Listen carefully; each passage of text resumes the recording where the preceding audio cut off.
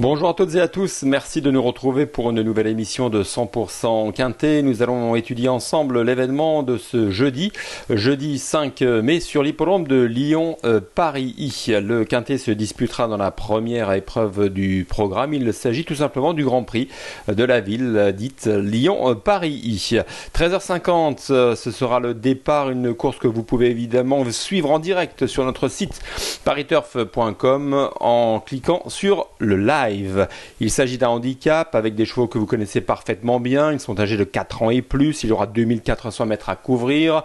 La piste devrait être juste souple car la pluie se fait rare ces dernières semaines sur le territoire. Ils seront 16 au départ et nous allons tout de suite ensemble regarder le tableau des participants avec donc 16 concurrents, je le disais, âgés de 4 ans et au-dessus. Et notre fil conducteur dans cet événement, et ce n'est pas une surprise, ce sera l'entraîneur Jean-Pierre Gauvin, lequel aura pas moins de 4 partants au départ de ce quintet. En haut de tableau, là, ce Big Call qui reste sur une victoire dans un quintet, on y reviendra avec une course de référence. Le 2 Électron Libre, lui, a gagné son quintet lors de son avant-dernière tentative sur l'hippodrome de Saint-Cloud, mais évidemment sa marge de manœuvre s'est réduite. Le numéro 3 Circé n'est autre que la lauréate du prix de l'élevage, gros handicap convoité en fin de saison et réservée uniquement aux femelles. Elle n'a couru qu'une seule fois cette année, elle va monter en puissance, mais sa marge est également réduite. Peut-être faudra-t-il attendre un petit peu avant de lui faire confiance, c'est un choix. Le 4 Tonancourt a besoin de nous rassurer dans cette catégorie. Le 3 Maki, premier partant de Jean-Pierre Gauvin qui a remporté une préparatoire lyonnaise en vue de cet événement, mais pénalisé de 2 kilos. Le numéro 6 Baratin, attention. Le 7 Nuance reste sur 2 victoires. Va-t-elle monter de catégorie avec aisance? C'est la question que l'on peut se poser. Jean-Pierre Gauvin mise également sur le 8 Marquant. Nous y reviendrons car il fait partie de ma sélection. On va enchaîner avec la deuxième partie du tableau. Le numéro 9 Théorème qui semble avoir trouvé sa voie dans les handicaps. Le 10 Utumaro est un outsider pour moi. Le numéro 11 Balmoral, troisième cartouche de Jean-Pierre Gauvin, qui n'a pas si mal couru que cela en dernier lieu. On y reviendra également lors de l'analyse de la course de référence remportée par Maki. Le 12 Shut the Box Outsider, le 13 Go with the Wind, dernière cartouche de l'entraînement de Jean-Pierre Gauvin associé à Christophe Soumillon qui sera mon favori, je vous l'annonce. Le 14 Moonwalk Step, 9 ans, encore un gambe mais qui n'aura pas peut-être son terrain de prédilection, à savoir très souple voire lourd. Le 15 Mizak Miki fait sa rentrée. Le 16 Soudan fait partie de mes préférés dans ce handicap. Allez, c'est l'heure du papier.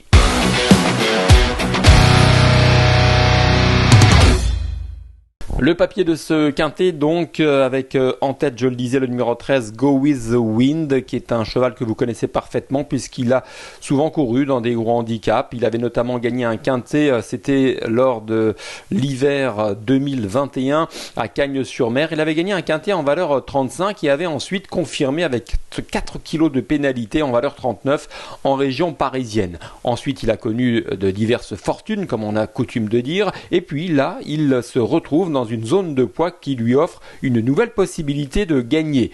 En tout cas, il nous a bien plu dans la course de référence que nous allons voir dans quelques instants. C'était celle du 14 avril à Lyon. Alors attention, ouvrez bien vos yeux, car ce jour-là, Goes Win the Wind terminait 4e, mais 4e de Maki, qui porte le numéro 5 dans ce quintet. Et Maki s'imposait devant le numéro 8 Marquant, qui finissait donc 2e. Et dans cette course de référence, il y avait aussi Balmoral qui terminait à la 6e place. Donc repérez bien vos chevaux. Vous avez donc aux avant-postes du peloton un Marquant qui a fait illusion pour la victoire avant d'être doublé le long de la corde par Maki. Maki qui s'imposait de peu mais avec une certaine autorité. Et puis Go Win the Wind, la même casaque que Maki, celle de monsieur Mathieu Offenstadt, a longtemps patienté après avoir attendu en retrait, après avoir tardé à trouver son action au moment du démarrage, contraint de progresser au sein du peloton plutôt côté corde et pour nous créditer finalement d'une très belle fin de course. Donc on sent un cheval en progrès, on sent un cheval sur la montante, raison pour laquelle j'en ai fait mon show favori. Quant à Balmoral, qui terminait donc à la 6e place de cette course, eh bien c'est encourageant. J'en parlerai un petit peu plus tard dans ma sélection, car j'ai eu l'occasion d'interviewer notamment Jean-Pierre Gauvin, lequel m'a confié quelques informations intéressantes que vous retrouverez évidemment dans votre journal préféré Paris Turf dès mercredi matin dans vos kiosques ou sur internet avec le journal digital la veille au soir. Voilà, donc pour le numéro 13, Go In The Wind, je pense que vous savez tout, c'est mon favori. En résumé, il est bien engagé, il est en regain de forme. Christophe Soumillon semble-t-il insister pour le monter, donc on s'attend à ce qu'il fasse une bonne performance. Si ce n'est pas jeudi, ce sera prochainement, car je le répète, il a retrouvé la forme et une zone de poids favorable. Allez, on enchaîne avec le numéro 9, Théorème. Alors Théorème, attention à lui, car c'est également un cheval qui nous a bien plu lors de sa dernière tentative, où il avait terminé à la quatrième place du grand handicap de Pâques, remporté par Big Call. On regardera la course de référence tout à l'heure avec Big Call, mais simplement pour vous dire que Théorème ce jour-là participé à son premier handicap. Il a longtemps attendu, il a progressé le long de la corde, il a fourni une belle accélération dans les 200 derniers mètres pour venir prendre donc la 4e place d'un gros handicap, un handicap plus relevé que celui de ce jeudi sur l'hippodrome de Lyon, raison pour laquelle il faut, à mon avis, prendre un abonnement avec ce cheval qui est amené, je l'espère pour son entourage, à remporter un quintet cette saison. J'enchaîne avec le numéro 5, Maki. Donc voilà, je ne vais pas en dire davantage. Sur ce qu'on a vu en dernier lieu à Lyon dans la course préparatoire, il s'est imposé de peu, mais tout de même avec assurance. C'est un cheval puissant. Malheureusement, il a évidemment été pénalisé sur l'échelle des valeurs, plus de kilos, ce qui rend donc celle-ci beaucoup plus faible. Mais on s'attend à ce qu'il répète, d'autant qu'il a hérité d'un bon numéro de corde. Le numéro 8, Marquant, donc l'autre cartouche de Jean-Pierre Gauvin qui a été battu par Maki en lui rendant 3 kilos en dernier lieu dans la course de référence, ne doit pas être sous-estimé. C'est un cheval, au dire de son entraîneur, qui semble avoir trouvé sa voie sur des distances de 2400 mètres. Donc il est en forme en ce moment, il a un joli changement de vitesse, il est certes un petit peu limite sur l'échelle des valeurs, mais devrait en théorie bien faire, car Jean-Pierre Gauvin a vraiment tout fait pour bien préparer cette réunion lyonnaise. Le numéro 1, c'est Big Call, course de référence tout de suite, celle du 17 avril sur l'hippodrome de Longchamp.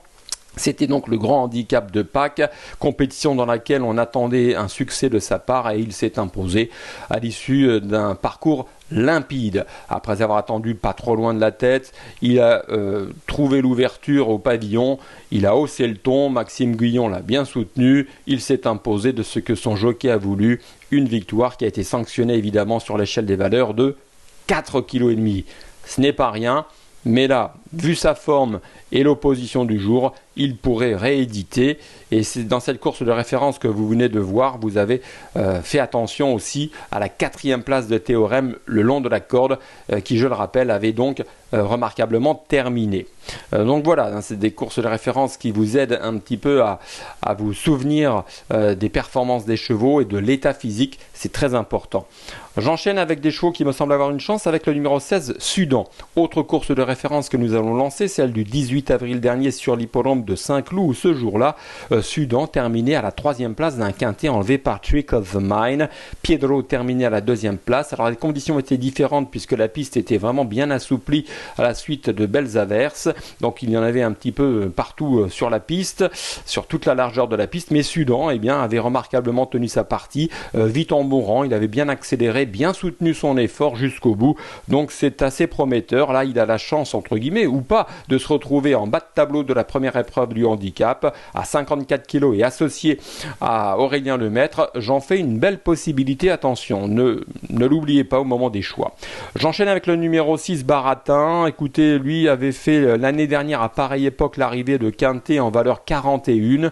Malheureusement il n'a pas trop répété ces derniers mois, il est donc descendu sur l'échelle des valeurs, ça va beaucoup mieux en théorie, d'autant qu'il a repris du poil de la bête. Son entraîneur Stéphane Vattel lui a trouvé un engagement très facile en province à Senon-Pouancé, il a gagné facilement, donc j'espère qu'il a gagné en morale, et si c'est le cas, il devrait bien se défendre. On sait que c'est un cheval qui a beaucoup de tenue, 2004, 3000, il est capable de les tenir, donc associé à Théo Bachelot, c'est également une belle possibilité. Et puis je terminerai avec le numéro 11, Balmoral, qui est la quatrième et dernière cartouche de Jean-Pierre Gauvin. Il m'a dit que le cheval avait eu un abcès lors de sa dernière course, raison pour laquelle il avait eu du mal à changer de vitesse. Tout est rentré dans l'ordre, il a été soigné, il a très bien travaillé samedi dernier, raison pour laquelle Jean-Pierre Gauvin a maintenu son engagement. Voilà, il va attendre. Alors certes, il m'a confié, Jean-Pierre Gauvin, qu'il aurait préféré un terrain beaucoup plus souple, mais on s'attend à ce qu'il fournisse une belle ligne droite et pourquoi pas compléter une combinaison quintée. Voilà pour mes préférés, on va tout de suite enchaîner avec la rubrique Notre choix.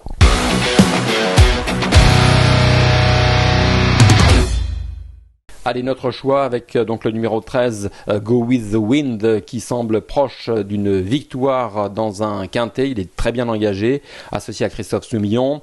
Le numéro 9, c'est Théorème, que l'on a repéré pour sa première tentative dans un handicap à Paris-Longchamp.